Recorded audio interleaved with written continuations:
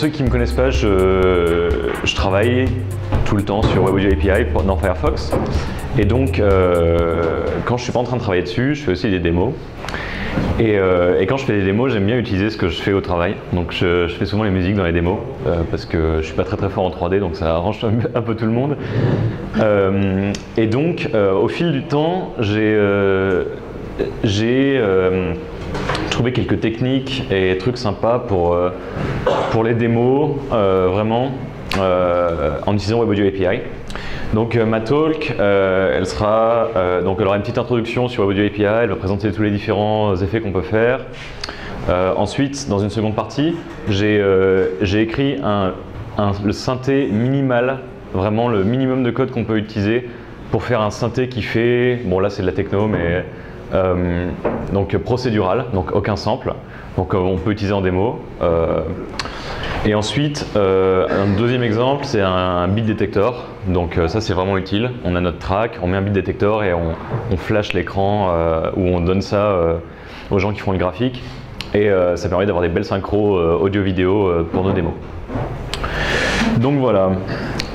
Donc ça, c'est ce que je viens de dire. Donc WebAudio API, je ne sais pas si tout le monde ici sait ce que c'est. Donc c'est une API qui a été faite par Google à la base et qu'on a implémenté par la suite. Maintenant c'est W3C. Donc c'est une API d'assez haut niveau en JavaScript, disponible dans tous les navigateurs maintenant. Non, sauf IE, mais ils sont en train de l'écrire. Non, il faut leur donner du crédit, ils ont dit qu'ils étaient en train de faire une implème. Donc voilà, donc le paradigme, c'est qu'on a des nœuds qui peuvent être des nœuds de source, donc qui génèrent du son, des nœuds de destination qui reçoivent le son, ou des nœuds de processing qui prennent du son en entrée, les bidouillent un peu et sortent un son qui a été modifié. Donc voilà, donc on fait un graphe en connectant des nœuds entre eux, et ensuite ça fait du bruit. Voilà. Donc voilà comment ça se passe. Donc on a un graphe ici. Donc là par exemple on a un oscillateur qui va générer peut-être un sinus, va passer dans un gain, va passer directement dans la destination. Après il y a un délai qui fait une boucle, enfin, on peut faire tout un espèce de micmac. Et voici le code pour générer tout ça. Donc c'est assez simple, hein. Comme souvent dans le web, on chope un contexte en faisant un new audio context. Ensuite on peut par exemple décoder un OGG et en avoir un buffer. On peut le jouer, si on veut créer un délai, ça se fait à partir du contexte, donc créer un délai, ça nous donne un délai, un oscillateur, ça nous donne un oscillateur. On change les choses comme ça un petit peu, et ensuite on connecte les nœuds entre eux, de cette manière-là, donc un nœud, point connect, un autre nœud, et ça les connecte comme ça. Destination, c'est un nœud qui veut dire en fait le casque ou les haut-parleurs, donc si on connecte des choses à la destination, on va l'entendre, donc c'est assez utile. Voilà. Donc voilà en une image et un peu de code. Donc qu'est-ce qu'on peut faire avec? Donc l'API elle est assez large. À la base c'était fait pour faire des jeux, audio visualization, donc des foyers transform, des choses qui bougent avec la musique. Dans Firefox OS on l'utilise pour faire les clics-clics quand vous appuyez sur les boutons, pour par exemple faire les bruits DTMF lorsqu'on appuie sur le keypad du téléphone. Ce genre de choses. Je sais que l'IRCAM, donc le labo de recherche en son, utilise beaucoup Audio API pour faire de la recherche en musique, des démos, écrits en gros parce que c'est important. On peut faire des lecteurs de musique vraiment chouettes avec des effets, de la visualisation pareil. Et comme on aimerait que ça soit vraiment tout ce qui est du bruit et qui est non trivial, donc qui n'est pas simplement jouer un MP3 par rapport à une URL, on aimerait qu'on puisse le faire avec Audio API. Et ça inclut le rendu offline, donc à haute vitesse, juste pour avoir à la fin un wave par exemple. Donc voilà, donc ce point-là, on y est presque. Il nous manque encore 2-3 briques qu'on est en train de développer. Dans quelques mois, on pourra vraiment faire tout ce qu'on veut. Pour l'instant, on peut faire quand même beaucoup de choses. Donc voilà, un peu toutes les fonctionnalités. On peut décoder de manière synchrone de l'audio, et ça nous donne un buffer décodé qu'on peut pouvoir manipuler par la suite, par exemple. Si on veut jouer des samples, on peut les synchroniser de manière extrêmement précise. Donc au sample près en fait, si on veut synchroniser des samples audio, on peut router de manière arbitraire de l'audio, le mixer, donc faire la somme de flux. On peut faire des transitions d'effets, ouais,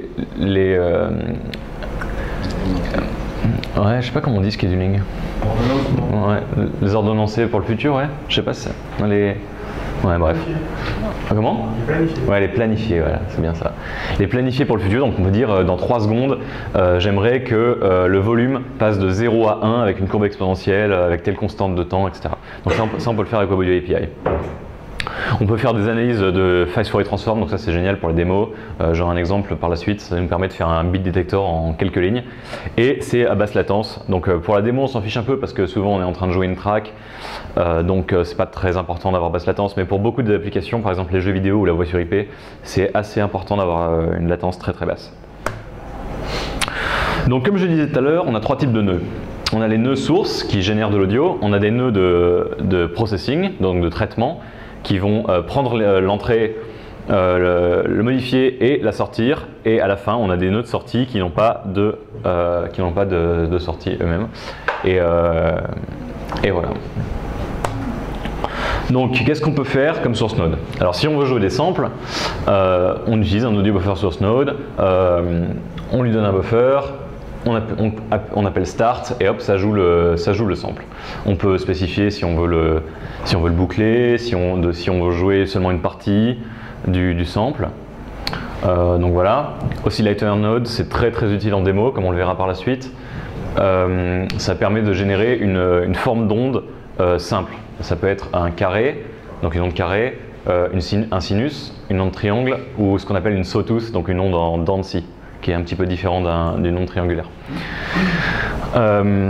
Donc ça c'est vraiment la base pour faire un synthé de démo comme on va le voir par la suite. Script processor node, ça permet d'écrire du code arbitraire JavaScript et sortir de l'audio. Il est deprecated, mais on a une solution qui arrive dans quelques mois je crois. Ce sera à base de worker et ce sera vraiment mieux.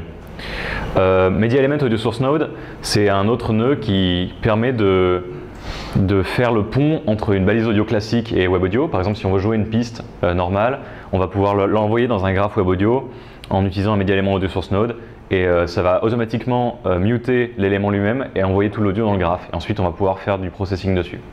Donc ça, c'est très utile si on veut jouer, par exemple, si on veut jouer de la streaming musique pour une démo et qu'on n'a pas de synthé, parce qu'on fait une démo no limit, mais qu'on veut quand même pouvoir analyser l'audio pour faire des effets pour notre démo. Par exemple, le donner au shader, donner des valeurs de genre est-ce que c'est fort, est-ce que c'est pas fort, est-ce qu'il y a eu un beat, des choses comme ça.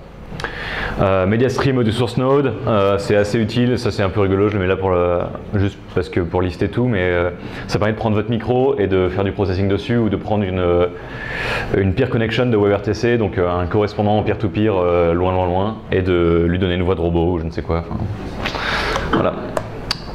Donc là maintenant, truc intéressant, processing nodes, donc ça on utilise à fond, un peu tous. Gain node, changer le volume, classique, une valeur entre, je crois que c'est 0 et 40, et donc 40 ça multiplie par 40 le volume, 0 ça mute, 0,5 ça le rend la chose 2 fois moins fort, 1 ça change rien. Delay node, ça délai un son par un nombre de secondes, c'est assez utile pour faire des cycles. Donc on peut faire des cycles et faire des longs délais, différents effets, on le verra. Script processor node, pareil, on peut faire toujours du processing arbitraire, c'est toujours deprecated. Panner node, ça permet de positionner en stéréo les sons, donc ça c'est sympa pour les jeux, c'est moins utile pour la démo. Channel splitter merger, ça permet de séparer de la stéréo en 2 monos et prendre 2 monos et faire de la stéréo, des choses comme ça, faire du 5.1 aussi. Convolver node, ça permet de faire des convolutions à une dimension, donc en gros ça permet de faire des reverbs en gros. Si je veux, donc l'effet cathédrale, où vous rentrez dans une cathédrale, tapez des mains et ça fait une grande queue qu'on appelle une queue de reverb quoi. Donc ça c'est pas mal. C'est quelque chose qui est assez dur à faire dans une démo qui n'est pas web parce que tout le code pour faire la convolution, ça prend beaucoup de code, alors que là on l'a directement dans le navigateur.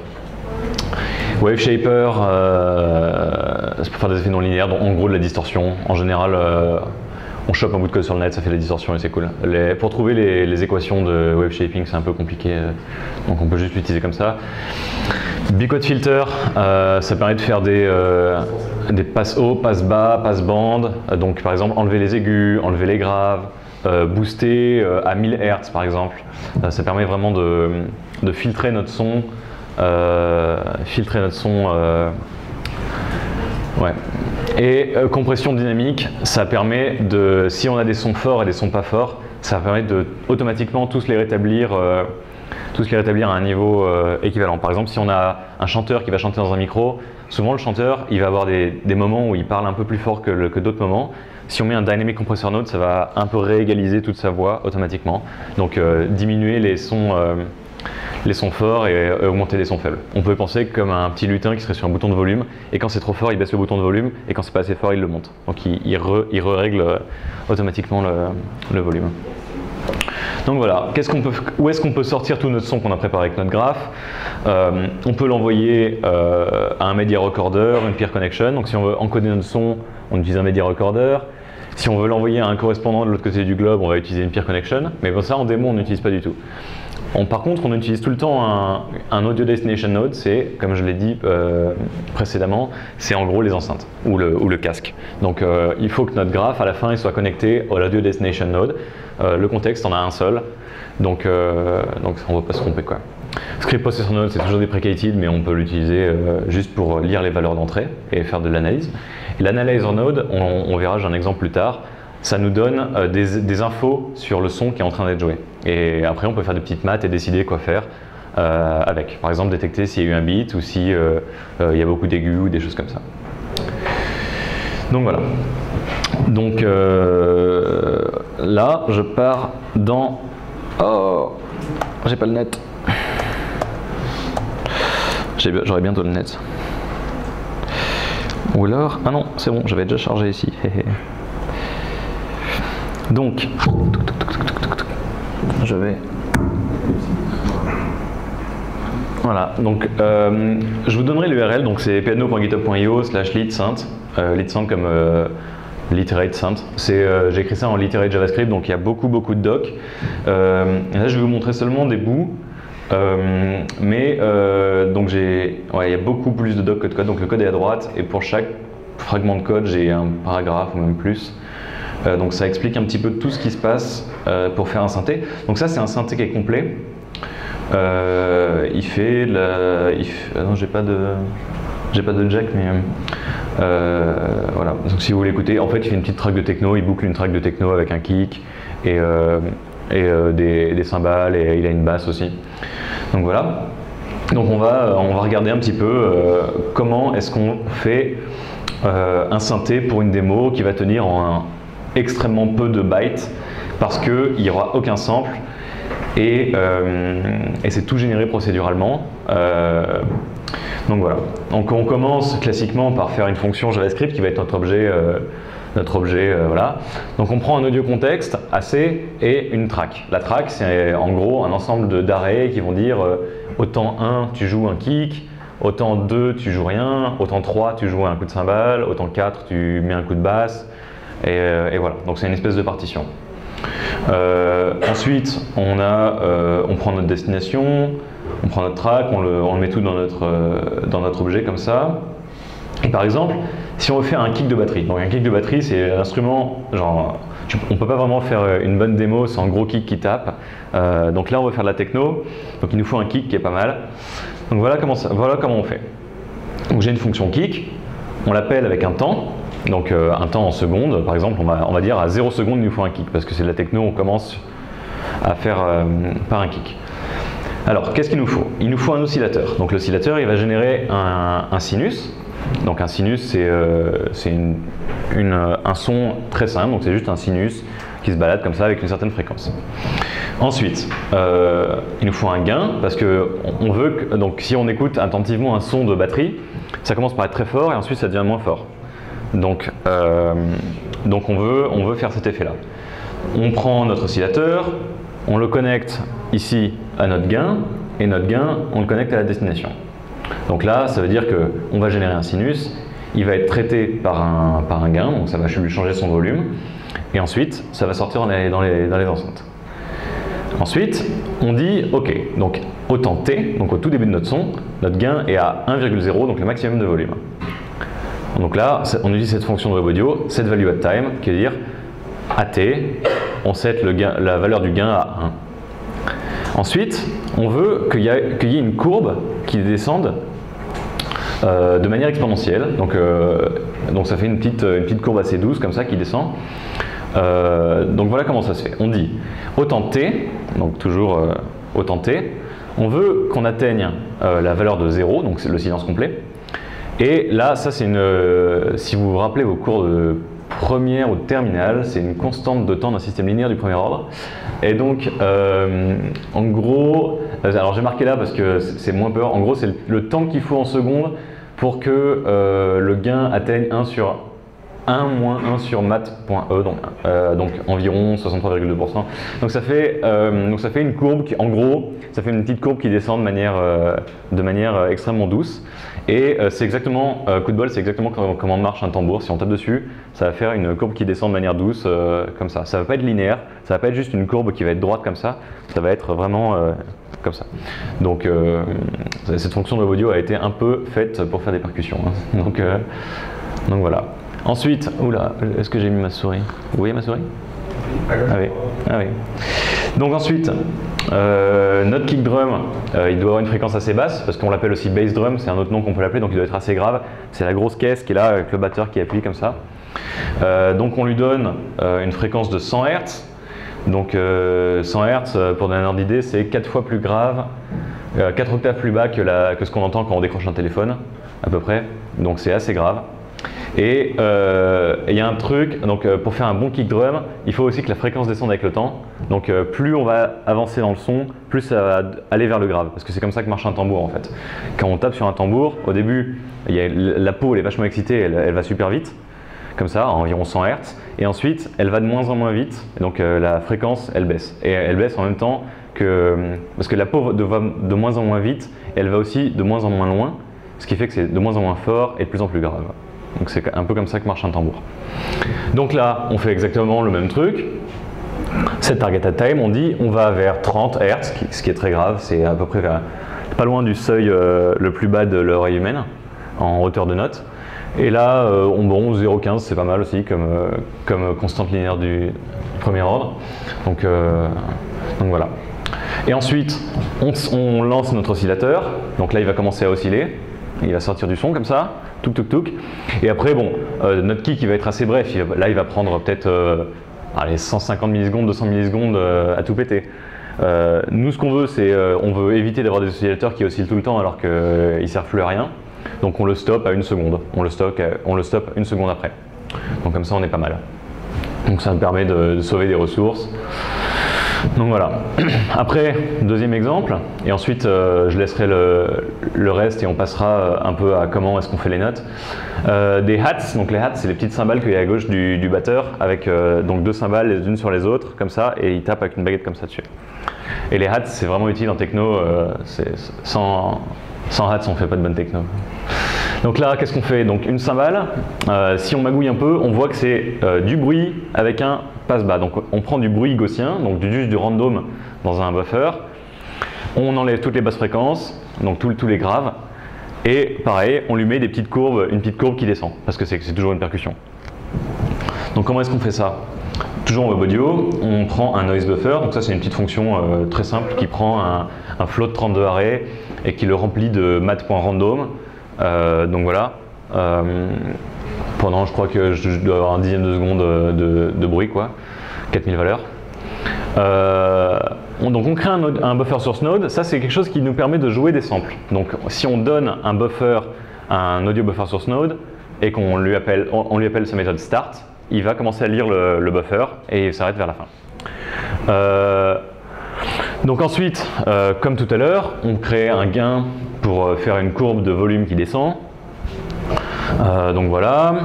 Ensuite, ce qu'on veut, c'est enlever, parce qu'une cymbale, c'est assez aigu finalement. Donc on va enlever tous les graves de notre bruit.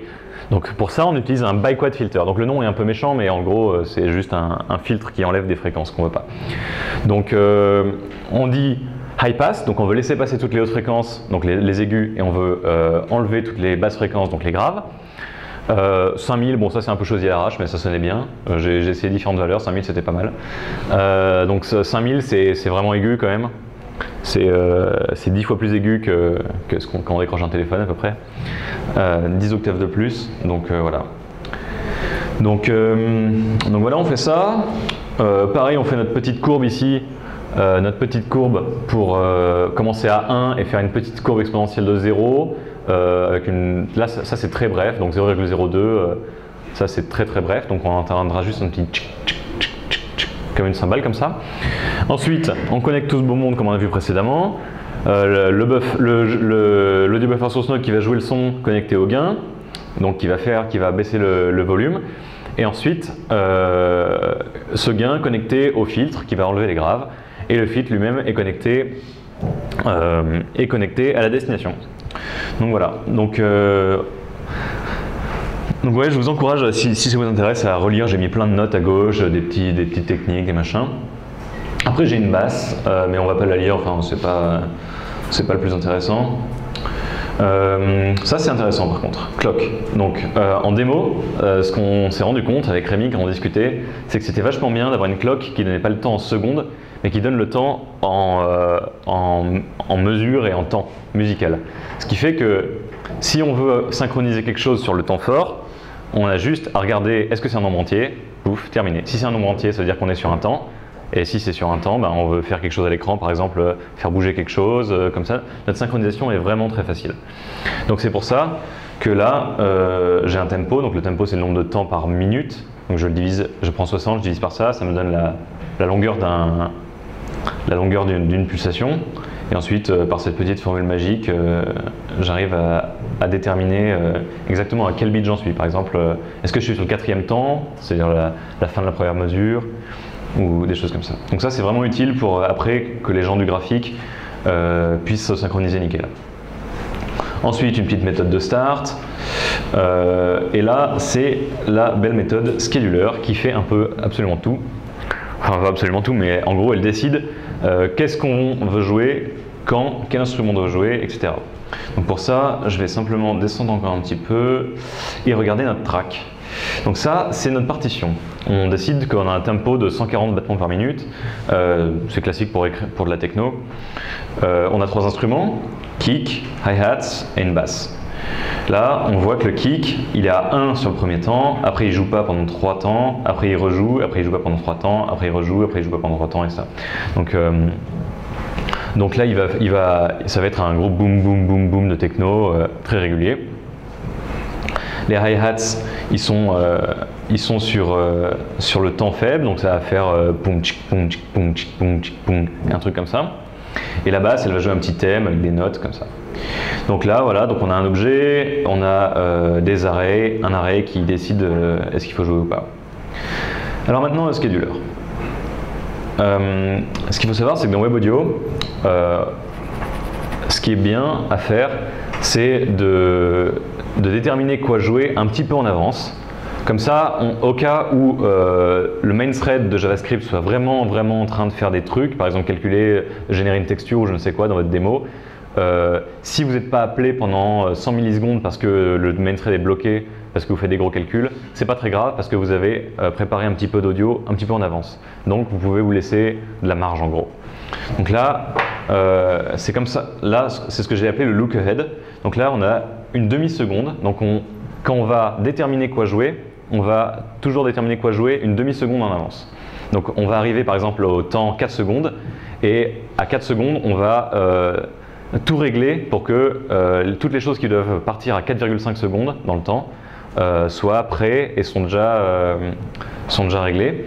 Et ensuite, comme dans Web Audio, c'est un autre thread qui fait tout, même si le main thread est bloqué en JavaScript, ça marchera et on aura notre audio qui va être nickel. Donc le look ahead, donc on peut régler, ça dépend de la charge que vous avez dans votre démo. Si vous utilisez beaucoup de CPU, il faut un look-ahead un peu plus long. Souvent, au 0,5 c'est vraiment large parce qu'il y a peu de chances que votre main thread soit bloqué pendant plus de 0,5 secondes ou alors vous avez un problème beaucoup plus gros. Donc voilà. Donc là, qu'est-ce qu'on fait? On prend le. Donc aussi avant, on avait pris le current time avec la clock ici. Donc on regarde si le current time et le look ahead, on dépasse la date de prochain scheduling. Alors la date de prochain scheduling, c'est initialement 0 et on verra qu'on l'incrémente à chaque fois qu'on schedule les nouvelles notes. On dit la prochaine fois qu'on doit scheduler, c'est par exemple dans 0,63 secondes. Et donc on l'incrémente comme ça. Donc si on arrive à la bonne date dans le temps, on schedule. Si on schedule, on prend les temps de chaque pulsation, on les met dans un arrêt. Donc les temps de chaque pulsation, c'est le temps du next scheduling et ensuite la longueur d'un temps et à chaque fois on l'incrémente comme ça. Donc par exemple, si on a, ça peut être par exemple 0, 0,25, 0,5, 0,75 pour les 4 premiers temps d'une musique. Donc là je parle en secondes. Donc voilà. Et ensuite, pour chaque instrument, on va regarder s'ils ont besoin de faire quelque chose à ce temps-là. Donc peut-être que le kick, il a besoin de jouer au premier temps.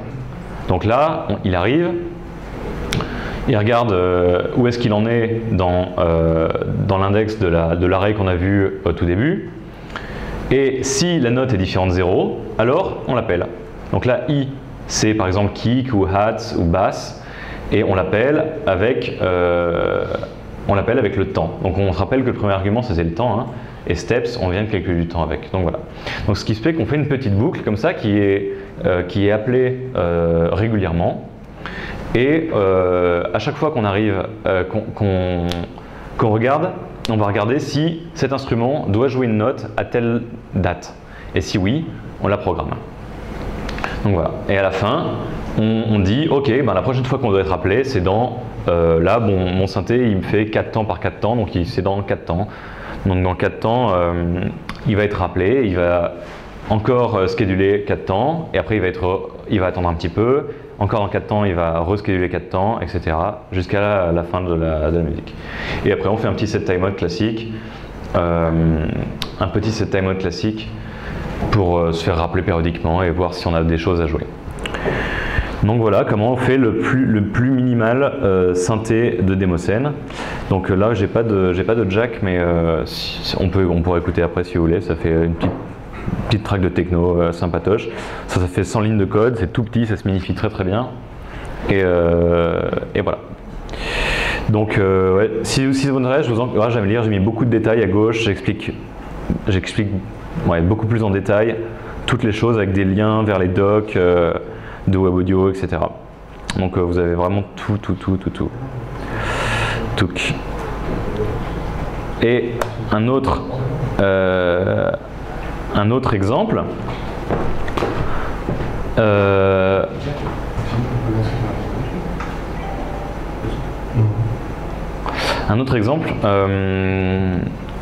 Si on veut faire de la beat detection, donc imaginons que votre musicien vous a donné un MP3 ou un OGG, et donc là, vous ne savez pas exactement quand la batterie va taper, mais vous en avez besoin pour faire un petit flash blanc ou pour faire apparaître des flammes ou je sais pas quoi. Et donc vous devez déterminer, lorsque la musique joue, qu'est-ce qui se passe dans la musique. Alors, avec Web Audio, c'est assez facile. On prend notre audio, on le donne à un analyzer node. L'analyzer node, il nous permet ce qu'on appelle de faire une transformée de Fourier. Donc, la transformée de Fourier, elle peut nous dire est-ce qu'il y a beaucoup de graves, est-ce qu'il y a beaucoup de médiums, est-ce qu'il y a beaucoup d'aigus à un temps t très précis. Donc par exemple, on sait qu'à t égale 4 secondes, il y avait vachement plus de graves que d'habitude.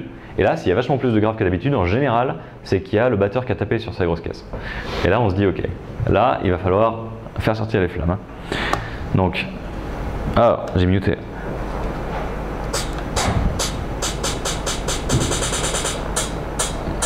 Donc voilà, donc là on n'entend absolument rien parce qu'il y a une grosse basse normalement et que mes haut-parleurs sont minuscules donc on n'entend pas du tout la basse.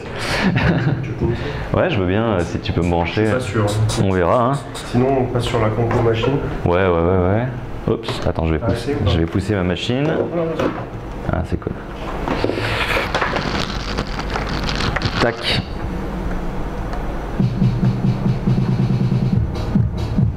Donc là. on voit que là, quand ça flash en blanc, c'est qu'on a trouvé un. Quand ça flash en blanc, c'est qu'on a trouvé un kick.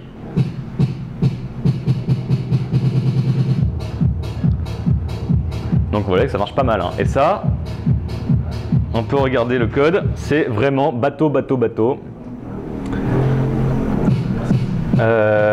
C'est vraiment bateau. Juste je zoome un petit peu.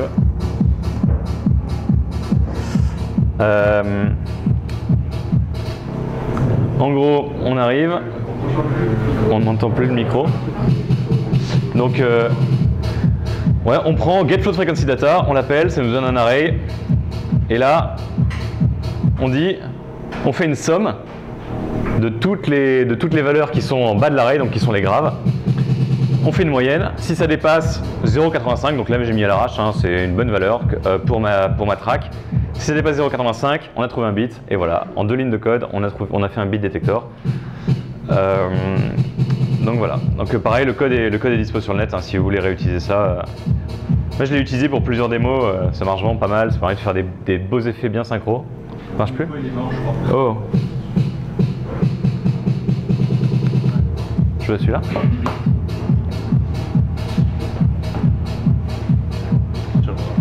Hop. Top.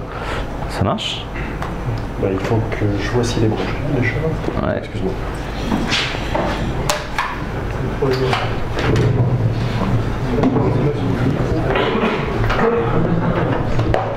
Désolé pour l'interruption. Allô? Allô? Allô? Non? Si? Ça fait un Larsen, mais...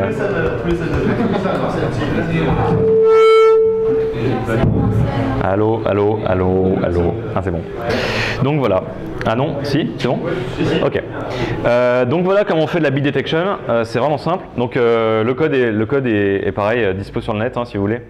Je vous donnerai l'URL après.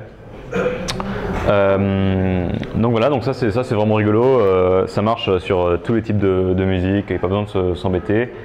Et parce que certains musiciens préfèrent composer avec Cubase ou des gros logiciels comme ça, donc ça permet aussi de faire le pont entre la musique et les graphismes d'une manière assez efficace et assez simple. Voilà, donc comme je disais, faut pas oublier la balise audio. Donc là on a fait du web audio pendant cette conf, mais il faut pas oublier que la balise audio elle existe toujours. On n'a pas enlevé du web. Donc si votre musicien vous a donné une track en MP3, ça marchera très bien, c'est pas la question. Vous pouvez même, comme on vient de le voir, faire du traitement web audio depuis une balise audio. C'est ce qui était c'est ce qui était fait dans la démo que je viens de vous montrer. C'était juste une balise audio qui bouclait et qui allait se faire analyser, par web audio. Donc quand on s'en fiche des performances, quand on s'en fiche de planifier des effets de manière très précise, on peut utiliser audio, ça marche très bien. Si notre track elle fait 4 minutes 50, on ne veut pas la charger entièrement en mémoire, on peut la streamer directement avec une balise audio, ça marche très bien. Et comme j'ai dit, Media Element Audio Source Node, ça permet d'avoir le meilleur des deux mondes un petit peu.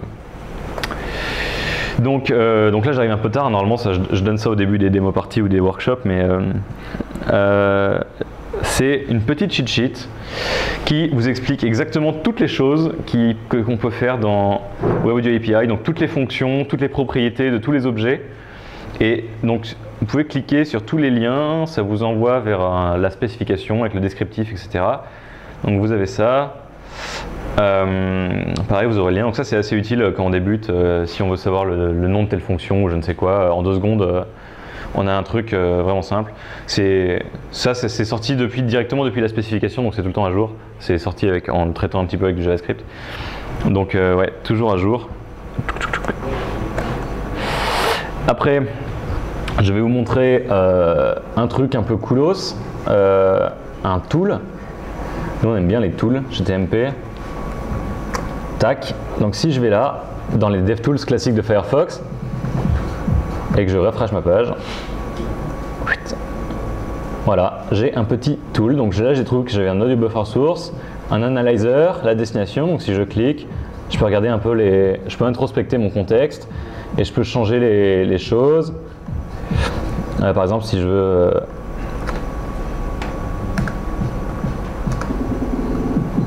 Donc là, je viens de changer la vitesse en live. Donc là, ça joue 2 fois plus rapidement. Là, ça joue 2 fois plus lentement. Donc c'est un petit dev tool. On peut regarder si on ne s'est pas planté dans une connexion. Donc vous voyez, là, on a les flèches. Donc des fois, quand on a des gros graphes, on se plante complètement, on est complètement perdu. Donc là, on a une petite visualisation, c'est assez chouette.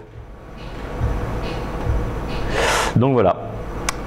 Donc c'est disponible, je crois que c'est maintenant Firefox Release. Il faut l'activer en allant ici, dans le petit engrenage ici, et cocher cette case ici, Web Audio. Voilà. Hop. Donc voilà, fait par mon pote Jordan Santel en Californie. Vraiment chouette. Qu'est-ce que j'avais... C'était quoi ça? Je sais pas ce que c'est. Oh, server not found. Dommage. Question? Point d'interrogation.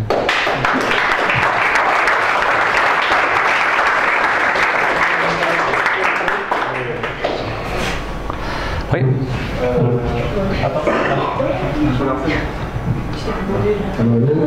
Allô. Au tout début du talk, tu as parlé d'un vrai graphe d'objet, qu'on a montré un d'ailleurs. Ouais. J'imagine que tu l'as là, ouais. Tu l'as dessiné à la main ou avec, ouais. Est-ce que tu as déjà utilisé NoFlow? Peut-être que tu connais. NoFlow? Un environnement de programming où globalement tu dessines tu connectes des cases. Ouais. Chaque case, c'est un petit composant JS, c'est en gros une classe pour faire simple. Ouais. Et tu as ton entrée, l'entrée de ton programme, ça passe par différentes petites boîtes que tu connectes comme ça. Alors j'ai pas utilisé NoFlow, mais en fait en musique, il y a plusieurs logiciels qui font ça depuis assez longtemps en fait. Par exemple MaxMSP, Pure Data sont des logiciels qui font ça. Et donc moi j'ai utilisé quand j'étais à l'université, c'est vraiment pas mal. Et donc il y a des gens, alors je suis pas certain qu'ils aient utilisé NoFlow sous le capot, mais il y a des gens qui se sont amusés à faire des petits environnements de live coding où on a des boîtes et on les connecte avec des belles courbes de Bézier et on peut les bouger. Et bien sûr sur chaque boîte ils ont des petits curseurs pour tous les paramètres et des petits files et des input type range et tout ça. Et c'est assez chouette, ouais, ça marche pas mal. Et du coup, ça mène à ma deuxième question. Je sais pas si tu vas pouvoir le dire, mais en fait, j'ai l'impression, moi je dis pas tout la vidéo, je connais rien au démo d'ailleurs, mais j'ai l'impression que tout est un peu mutable à l'intérieur de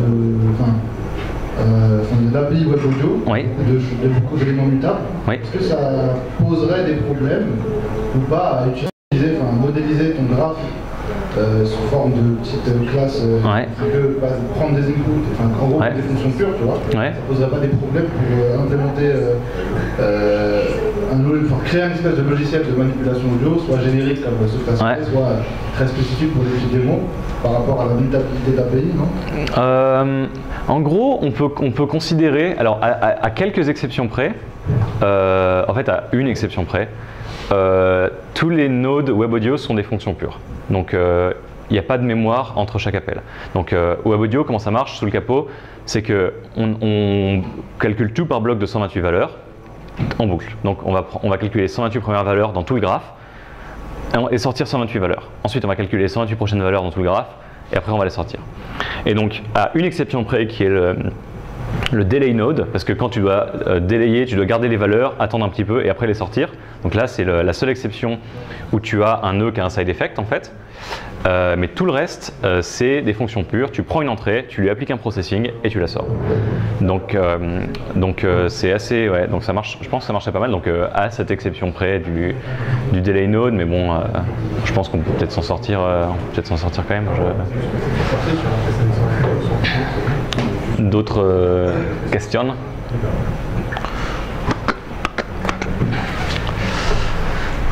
Ouais. Moi j'ai déjà eu des mauvaises expériences avec en créant plein d'audio contextes en fait, tu atteins la limite des audio contextes. Sur Chrome. Est-ce qu'il y a des moyens de... Sur Chrome, pas sur Firefox mec. Non. Est-ce qu'il y a des façons de détruire un audio contexte? Tu le sets à nul et t'attends.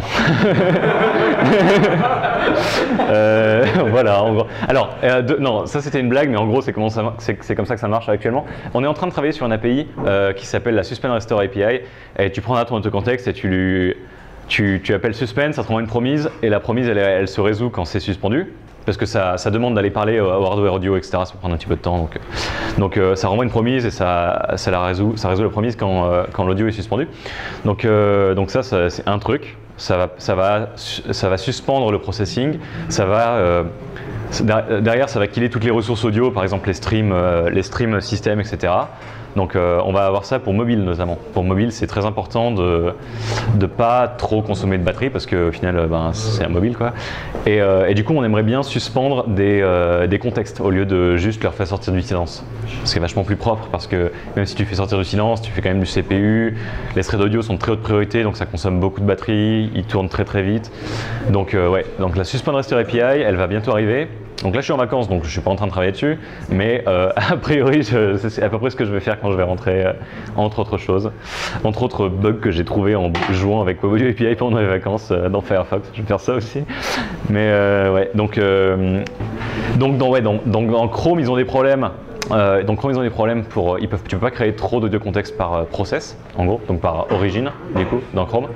Dans Firefox, tu vas en créer autant que tu veux, mais en gros, a priori, tu devrais pas trop avoir besoin d'avoir plusieurs audio contextes. Genre, il y a un moment sur la mailing list, il y a un gars qui est arrivé en disant bon les gars, vous déconnez, on peut pas créer plein d'audio contextes. Le mec de Google a répondu mec, pourquoi t'as besoin de plein d'audio contextes? Et il a dit ouais, c'est vrai. Et il a tout mis dans un seul et ça marchait. Donc c'était une page avec plein d'exemples et c'était des iframes différentes en fait.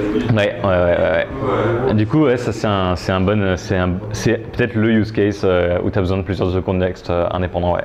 Mais ouais, je suis pas certain que les gens de Chrome en aient quelque chose à foutre, mais tu peux peut-être leur poser la question. Nous, on a architecturé le truc pour que ça marche.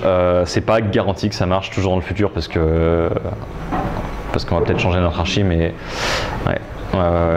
Mais ouais, c'est dur parce que genre chaque audio contexte chez eux, ça crée un stream système audio, et les streams système audio, certains systèmes te permettent pas d'en avoir plus de quelques-uns quoi. Et aussi les gens de Chrome sont très conservateurs par rapport aux performances, donc ils aiment pas qu'il y ait beaucoup de threads à très haute priorité qui tournent dans une seule page. Donc voilà les raisons. Mais ouais. Encore des questions? Pas de questions.